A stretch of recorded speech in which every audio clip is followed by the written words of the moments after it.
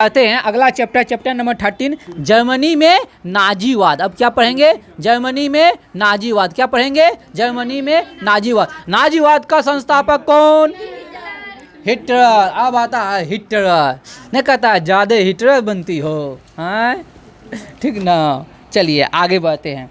Nazi दल का उत्थान किसने किया था? हिटलर ने। कहाँ? जर्मनी में। कहाँ? जर्मनी में। कहाँ? जर्मनी में। बताइएगा हिटलर का जन्म कहाँ हुआ था? ऑस्ट्रिया के बोना नामक शहर में। हिटलर का जन्म ऑस्ट्रिया में हुआ था। ऑस्ट्रिया के बोना ने। अरे ऑस्ट्रिया याद रखिएगा, उतना अंदर नहीं पूछेगा, बस सिर्फ याद रखेगा ऑस्ट्रिया। ऑस्ट्रिया सिर्फ याद रखिएगा ना, बस ज़्यादा टेंशन नहीं के लेने का। अच्छा बताइए, हिटलर बचपन में क्या बनना चाहता था? चित्रकार। क्या बनना चाहता था? अच्छा एक बात बता दीजिए, आप लोग बहुत अच्छे हैं, बहुत पढ़ने में तेज हैं, पता है प्रथम विश्व युद्ध कब हुआ था? 1914 से। अरे बार इतना जानते हैं वो। अच्छा बार। अच्छा एक बात बताइए, बताइएगा प्रथम विश्व युद्ध में हिटलर किस तरफ से लड़ा था? यहू जानते हैं, जर्मनी की तरफ से। अरे बार जर्मनी की तरफ से। बताइए। अच्छा वो युद्ध में जो है ना जर्मनी की तरफ से लड़ा था हिटलर, तो इसको एक कौन सा उपाधि प्राप्त हुआ था? आयरन क्रॉस का। अरे तरीके यू भी जानते हैं, आयरन क्रॉस की उपाधि मिला था। कौन सी उपाधि मिला था? आयरन क्रॉस का। अरे बार बताइए युद्ध के बाद हिटलर किस पार्टी का सदस्य बना? ये भी जानते हैं, जर्मन वर्कर्स पार्टी। जब ये देखो सुनो ना, तुम लोग ऐसे काहे कहते हो आप लोग, ठीक ना? बढ़िया से सुनो पहले। हिटलर का जन्म कब हुआ था? 1889। इसमें 11 साल जोड़िएगा तो कितना होगा? 1900। और उसमें 14 जो 11 + 14 कितना होता है? 25 साल। यानी कि 25 साल की अवस्था में वो जर्मनी की तरफ से लड़ा। यानी जब प्रथम विश्व युद्ध हो रहा था 1914 में, तो उसका उम्र कितना? 25 साल। और किस तरफ से लड़ा? जर्मनी की तरफ से। तो वो क्या था? एक साधारण सा क्या था? सैनिक था। ध्यान से सुनिएगा मेरी बातों को। 25 साल की उम्र में राष्ट्रपति नहीं है ना बनेगा। हाँ? अब बाबर नहीं है ना, है क्या कहता? 35 हो गया।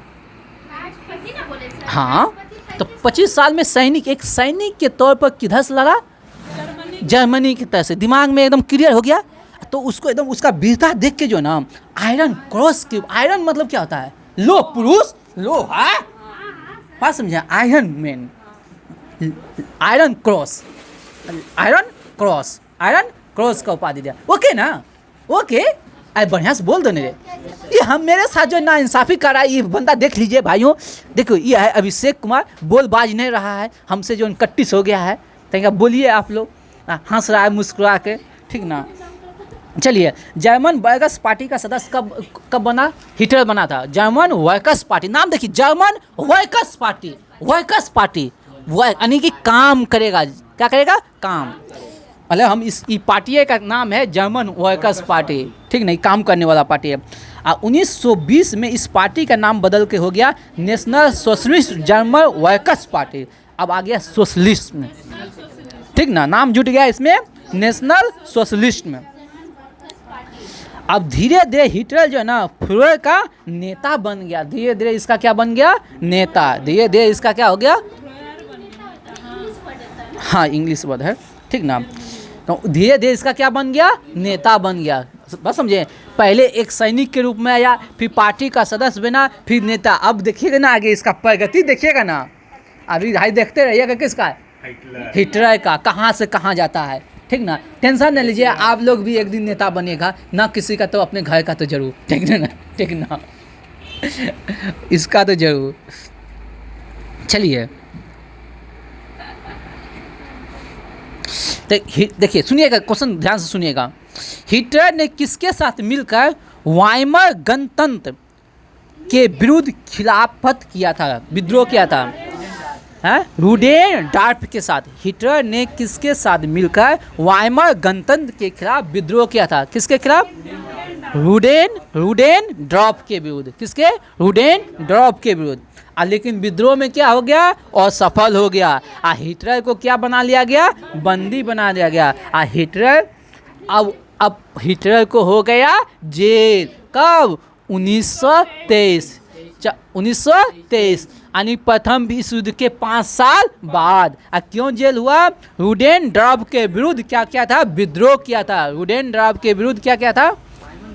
सॉरी रुडेनड्रॉप के साथ मिलके वाइमन गणतंत्र के विरुद्ध विद्रोह किया था। वाइमन गणतंत्र के विरुद्ध विद्रोह किया था, सॉरी, ठीक ना। चलिए, कभी कभी जो है ना फलों में बुलाया जाता है, नहीं करता है, ज़्यादा से ज़्यादा खुशी में कभी कभी आदमी बह जाता है, ठीक ना। वही बात होता है। क्या कीजिएगा दोस्तों, आप लोग भी समझदार आदमी समझ सकते हैं बातों को, भावनाओं को। लेकिन यहाँ अभी तक का जितना बात बोले, पहला नाजीवाद का जनक कौन? ये बतिया कुछ याद न रहे, ये बतिया याद रहे, बात समझे। और दूसरा बात क्या जानते हैं, अभी जो बोलेंगे, हिटलर की आत्मकथा का नाम है क्या है? मीन कैप, मैन कैप, हम लोग पढ़ते हैं मैन कैप। वहाँ जो भी लिखा रहो मैन कैप, मेरा संघर्ष, मीन कैप लिखा है, मैन कैप हम पढ़ते हैं, वहाँ लिखा है मीन कैप। कहीं कहीं 2 बुक पढ़िएगा ना, कहीं कहीं मैन कैप लिखल मिलेगा, बात समझे, अधिकांश जगह, ठीक ना। मेरा संघर्ष किसकी आत्मकथा है? किसकी है? हिटलर की। अब 1923 में जेल होता है, 1 साल बाद रिहा होता है जेल से। 1924 में रिहा होने के बाद अपने दल को फिर संगठित करता है, फिर से अपना दल को क्या किया? संगठित किया। अब देखिए आप लोग देवियों सज्जनों के लिए, आप लोग जब भी पूजा पाठ करते हैं तो स्वास्तिक का चिन्ह जरूर बनाते हैं, वो हिंदू धर्म का। अब जर्मनी वाले भी जो है ना युद्ध में जा रहा है ना, तो अपना भारत का स्वास्तिक चिन्ह लेके प्रतीक बनाता है, किसका? स्वास्तिक। काहे आप जो है ना मुस्कुरा रहे हैं इस तरह से, हैं? स्वास्तिक चिन्ह, बात समझे। नाजी दल का जो चिन्ह क्या है? स्वास्तिक। क्या है? स्वास्तिक का चिन्ह। स्वास्तिक का चिन्ह किसका है? नाजी दल का। किसका है? नाजी दल का। बात समझे कि नहीं? ओके ना। चलिए अब चलिए आगे बढ़ते हैं। हिडेनबर्ग की मृत्यु पर चांसलर और राष्ट्रपति के पद को मिलाकर एक कर दिया गया और हिटलर जर्मन का सर्वस्व हो गया। अब समझिएगा, यहाँ अभी आगे हो जाता है बहुत ज़्यादा। हाँ, स्वास्तिक के चिन्ह को ग्रहण किया था कौन? अब हिटलर के पार्टी का जो चिन्ह क्या था? स्वास्तिक का चिन्ह। कौन सा चिन्ह? स्वास्तिक का चिन्ह। तो देखिए 1932 के चुनाव में हिटलर की नाजी पार्टी को 230 सीट प्राप्त हुई, परंतु सरकार बनाने का मौका, जो इसका जो पार्टी था, इसका पार्टी का नाम क्या था? National socialist German workers party. पहले वहाँ का सदस्य बना, फिर वहाँ का नेता। नहीं लिखा है, धीरे धीरे हिटलर इसका नेता बन गया। किसका? National socialist German workers party का धीरे धीरे क्या बन गया? नेता। तो उसकी पार्टी जो है ना, उसकी पार्टी को कितना सीट मिला? 230, लेकिन सरकार नहीं बना पाया। ये सब याद नहीं रखना है, ठीक ना। बाद में राष्ट्रपति हिडेनबर्ग ने 1933 में हिटलर को चांसलर मनोनीत किया। जो वहाँ का राष्ट्रपति था जर्मनी का, कौन था? हिडेनबर्ग। जर्मनी का राष्ट्रपति कौन था? हिडेनबर्ग। जर्मनी का राष्ट्रपति कौन था? हिडेनबर्ग। वो इसको हिटलर को क्या बनाया? चांसलर। क्या बनाया? चांसलर। देखो जैसे यहाँ अभी भारत में जो है ना मुख्य पद कौन है? प्रधानमंत्री का। उसी प्रकार वहाँ का क्या था? चांसलर। बात समझे, चांसलर बना दिया। नहीं होता नहीं है चांसलर, जैसे जर्मनी नहीं अभी भी होता है ना, जर्मनी का चांसलर होता है ना। काहे हंस देते हैं? हर बात सब कोई नहीं जान सकता है, बस समझे, हंसना नहीं है, थोड़ा सा मजा के से आप बता दीजिए ना भैया, ठीक ना। बताइए अब 1900 मतलब जैसे अभी जो है ना, जैसे हम बोलते हैं भारत का प्रधानमंत्री, और उसने जर्मनी बोलता है जर्मनी का चांसलर।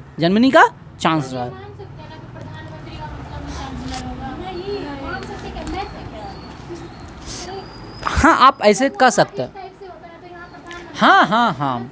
हाँ समझ सकते हैं, उसी के इक्विवेलेंट पद है, बात समझिए। माने जो जर्मनी का चांसलर, सुनिए पहले, जैसे ऐसा समझिए, जैसे भारत का सर्वसभा क्या होता है? प्रधानमंत्री। और उससे ही जो जर्मनी का जो सर्वसभा होता है, जो मेन पावर रहता है, वो चांसलर के हाथ में रहता है। बस समझे, बस सिंपल सा, ज़्यादा घुमाना फिराना नहीं है। अब क्या 1933 में हिडेनबर्ग क्या बना दिया? उसका राष्ट्रपति कौन था? 1933 में राष्ट्रपति कौन था? हिडेनबर्ग। और हिटलर को कहा बेटा तू बन जा चांसलर। तो ठीक है, बना दिए ना आप हमको चांसलर। तो 1934 में कहता है क्या, हिंडनबर्ग की 1934 में हो जाता है मृत्यु। 1934 में हिंडनबर्ग की मृत्यु पर चांसलर और राष्ट्रपति पद को मिलाकर एक कर दिया गया। कर लो, आज से राष्ट्रपति और चांसलर का पद एक है। यानी पहले चांसलर देखो, सर ऊपर कौन था, राष्ट्रपति, उसके नीचे कौन था, चांसलर, ठीक ना। कोई भी आदमी अपने से ऊपर बनाएगा नहीं, तो राष्ट्रपति मेन आदमी था, उसके नीचे कौन था, चांसलर। जैसे राष्ट्रपति का मृत्यु होगा तो चांसलर कौन था, पहले से चांसलर कौन था, हिटलर। बोला कि आज से राष्ट्रपति और चांसलर का पद एक हो गया, दोनों पद एक ही। तो उस पद पर पहले ही से कौन था, हिटलर। यानी कि सबसे ज़्यादा शक्तिशाली कौन हो गया, नहीं, अगर पद नहीं हटाता तो फिर कोई राष्ट्रपति बनता तो उससे ज़्यादा शक्तिशाली नहीं हो जाता। बोला ले, दोनों पदवे हटा देते, एक एक कर देते। बात समझा कि नहीं।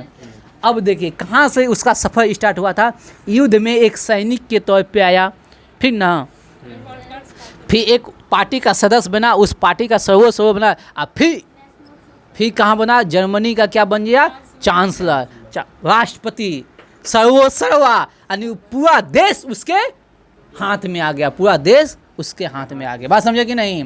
अभी और देखिए, जब आपको कभी आप खुश होइए, ठीक ना, अब आप कभी खुश होइए तो गम होने के लिए भी तैयार रहिए। अब वो है राष्ट्रपति बना ना, अब अपनी कुर्बानी देगा हंसते हंसते, देखिएगा आगे कैसे। बात समझिए, अपनी कुर्बानी देगा हंसते हंसते, आगे इंतजार कीजिए। चलिए, गुप्तचर पुलिस का गठन किया था, गुप्तचर पुलिस का गठन किया था हिटलर ने, गो बताइएगा, हिटलर के गुप्तचर पुलिस को क्या कहते हैं, गेस्टापो, क्या कहते हैं, गेस्टापो, क्या कहते हैं, Gestapo, Gestapo, Gestapo, Ivana Gestapo, ठीक है, क्या है, स्टापो, गेस्टापो, ठीक ना। हिटलर के गुप्तचर पुलिस को क्या कहते हैं, गेस्टापो, क्या कहते हैं, गेस्टापो, क्या कहते हैं, बताइएगा। अभी तक का सबसे फेमस क्वेश्चन, तीसरा सबसे फेमस क्वेश्चन होते हुए पूजा कुमार जवाब देगी, ठीक ना। एक राष्ट्र एक दल, एक राष्ट्र एक नेता का नारा किसने दिया था, हिटलर। एक राष्ट्र एक नेता का नारा मेन कैंप किसकी आत्मकथा है, किसकी है, हिटलर की, किसकी है, हिटलर की।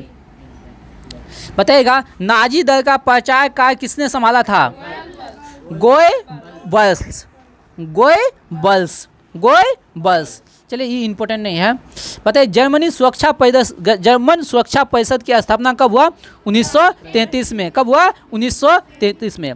अब ध्यान से याद सुनिए, प्रथम विश्व युद्ध में, सुनिएगा, प्रथम विश्व युद्ध हुआ था 1914 से, उसके बाद वर्साई की संधि हुआ, उसके बाद जो वर्साई की संधि जो हुआ, युद्ध का सारा हर्जाना वक्त दिया था किसके साथ, जर्मनी पर। और इसके मास सैनिक की संख्या 1 लाख के आसपास, 1 लाख ना, 1 लाख कर दिया था। यानी कि जर्मनी को पूरी तरह अब कोई भी हथियार वगैरह रख नहीं सकता था। बात समझे, हथियार वगैरह तो नहीं रख सकता था, न वायु सेना, न जल सेना, न थल सेना, मात्र 1 लाख सेना। यानी कि जर्मनी के जो है ना एकदम पंगु बना दिया था, एकदम पूरा कमजोर। हाँ, अब बहुत सारा टैक्स लगा दिया था, ठीक ना। लेकिन अब आइए, उन्हें अब हिटलर का था ना, ये सब कुछ नहीं होगा। 1935 में था जर्मनी पुनः शास्त्रीकरण, यानी पुनः हम शस्त्र का निर्माण करेंगे, शस्त्र धारण करेंगे, पुनः शास्त्रीकरण। पहले कर दिया था निशस्त्रीकरण, यानी कि हथियार नहीं रख सकते हैं आप। बोला ना, हथियार नहीं रखेंगे तो ये देश है किस काम का। अगर जिस देश के पास हथियार नहीं है तो देश है अपने दुश्मनों से सुरक्षा कर सकता है। तो इसीलिए कहे ना, पुनः शस्त्रों का निर्माण कीजिए, युद्ध का तैयारी कीजिए। कब से, 1935। इसीलिए कहा जाता है प्रथम विश्व युद्ध का जो है ना, वर्साई की संधि ही बीज बो दिया था द्वितीय विश्व युद्ध का। ओके ना। दो आदमी जो है ना बहुत मुझा गया है, आधा 3 आदमी, 2 आमने सामने बैठल है और उसके बगल में भी 1 आदमी है। चलिए अब समझते रहिए किसके बारे में बोल रहे हैं। तो वर्साई की संधि की निशस्त्रीकरण संबंधी सभी धारणाओं को तोड़ने की घोषणा की और उसने पूरे जर्मनी में अनिवार्य सैन्य सेवा लागू कर दिया। पर हम नहीं मानेंगे, वर्साई की संधि को तोड़ दो। बात समझे? गरीबी के बेरियों को तोड़ो और लुसेंट को याद करो, घटनाचक्र को याद करो, लुसेंट ऑब्जेक्टिव को याद करो और एटीएम लेके जाओ। बात समझे? इतने काम के लिए हाँ, कोई ना कोई एटीएम मिल ही जाएगा। और ज़्यादा पढ़ने का शौक है तो एनसीईआरटी हमसे पढ़ लो, ठीक ना? फिजिक्स केमिस्ट्री नहीं पढ़ाते हैं। अभी नहीं पढ़ा रहे, अभी बिहार पुलिस चल रहा है। चलिए, साम्यवादी खतरा से बचने के लिए जर्मनी, इटली, जापान के बीच कॉमिंटन विरोधी समझौता 1936 में संपन्न हुआ। ये तीनों मिलकर ध्रुवीय राष्ट्र का निर्माण किया। तो ध्रुवीय राष्ट्र में कौन कौन है? जर्मनी, इटली और जापान। ध्रुवीय राष्ट्र में कौन है? Germany, Italy, Japan. ध्रुवीय राष्ट्र में कौन है? Germany, Italy, Japan. कौन है? Germany, Italy, Japan. कौन है? Germany, Italy, Japan. कौन है? Germany, Italy, Japan. कौन है? Germany, Italy, Japan. चलिए, हिटलर ने पोलैंड पर आक्रमण कब किया था? 1 सितंबर 1939 को। हिटलर ने पोलैंड पर आक्रमण कब किया? 1 सितंबर 1900। यहीं से बीजारोपण हो जाता है द्वितीय विश्व युद्ध का। यहीं से बीजारोपण हो जाता है द्वितीय विश्व युद्ध का। चलिए, हिटलर की विस्तारवादी नीति का पहला शिकार कौन हुआ? कौन हुआ? ऑस्ट्रिया। कौन हुआ? ऑस्ट्रिया। कौन हुआ? ऑस्ट्रिया। एडोल्फ हिटलर के लिए सामी विरोधी नीति का अर्थ था यहूदी विरोधी नीति। सुनो पहले, सुनो पहले, हिटलर क्या किया था? सुनो, बर्दाश्त कर लो ना तनिका, क्या करोगे? सुनिए, हिटलर जो है ना यहूदी विरोधी था। जितना यहूदी था जर्मनी में, जितना यहूदी वासी था, सबको सिर कलम कर दिया था। यहूदी को सिर कलम कर दिया था। वही यहूदी हिटलर जर्मनी से भाग के एक देश बना दिया इजराइल। दुनिया में सबसे ज़्यादा यहूदी जो है ना, मतलब यहूदी जाति बहुत कम है, बहुत कम है। और दुनिया का सबसे ब्रिलियंट दिमाग वाला है यहूदी। तो सब वहाँ जर्मनी में हिटलर में क्या सबको कत्ले आम कर दिया, खून की नदी बहा दिया यहूदी का। हाँ, सबका। तू कहाँ है? यहूदी, कुछ उड़ा दो गला। तुम क्या है? यहूदी, उड़ा दो गला। बस हाँ, नीला आंख और भूरा बाल होता था, और यहूदी सबका होता, उसको सबको मार दो। तब वहाँ से भाग के जो है ना, वो सब फिलिस्तीन से एक टुकड़ा ले लिया। कौन लड़के? क्या कहें? इजराइल। कौन ले लिया? इजराइल। और एक देश बना, दुनिया का एकमात्र यहूदी देश है इजराइल। और उसका गुप्तचर संस्था जो है ना मोसाद, जो कि दुनिया का सबसे शक्तिशाली है। बस समझे? शायद हमको जहाँ तक याद आ रहा है, अगर वे में हम गलत बोल दें तो आप लोग कमेंट कर दीजिए। आस्टिन जो है ना यहूदी ही था। आस्टिन यहूदी ही था। बस समझे कि नहीं? पास है। बस समझे कि नहीं? यही कहानी था, ज़्यादा कुछ नहीं है, उतना सीरियस नहीं होने का, ठीक ना? चलिए, बस समझे कि नहीं? यहूदी का कत्लेआम कर दिया था। अब देखिए, भैया हम क्या कहते हैं, हिटलर कहाँ से? एक सैनिक से बना था राष्ट्रपति। हाँ, बस समझे? उसको कुर्सी जो है ना, क्या कहते हैं, एक शब्द आता है कुर्सी, उसको खैरात में नहीं मिला था। उसको कुर्सी खैरात में नहीं मिला था, वो मेहनत करके कमाया। इसलिए द्वितीय विश्व युद्ध कब यह स्टार्ट हुआ था? 1939 से कब तक? 45 में। द्वितीय विश्व के बाद जब हार हुआ, अपमान में, वो आत्महत्या कर लिया। देखिए वहाँ हिटलर ने 1930 में, 1945 में क्या कर लिया? आत्महत्या कर लिया। बस समझे? हाँ, आत्महत्या। आत्महत्या अब कैसे होता है ये हम नहीं जानते हैं, आप अच्छी तरह जान सकते हैं। बस समझे? चलिए, इसी के साथ आपका चैप्टर अगर अच्छा लगे तो प्लीज़ भैया तक शेयर कर लीजिएगा। इतने गो बचल है 1 के पूरा करने कर दीजिए ना, काहे शर्माते हैं? दाब दीजिएगा तो कुछ हो जाएगा। आपकी विवेक पर छोड़ देते हैं ये बात। चलते हैं आगे बढ़ते हैं।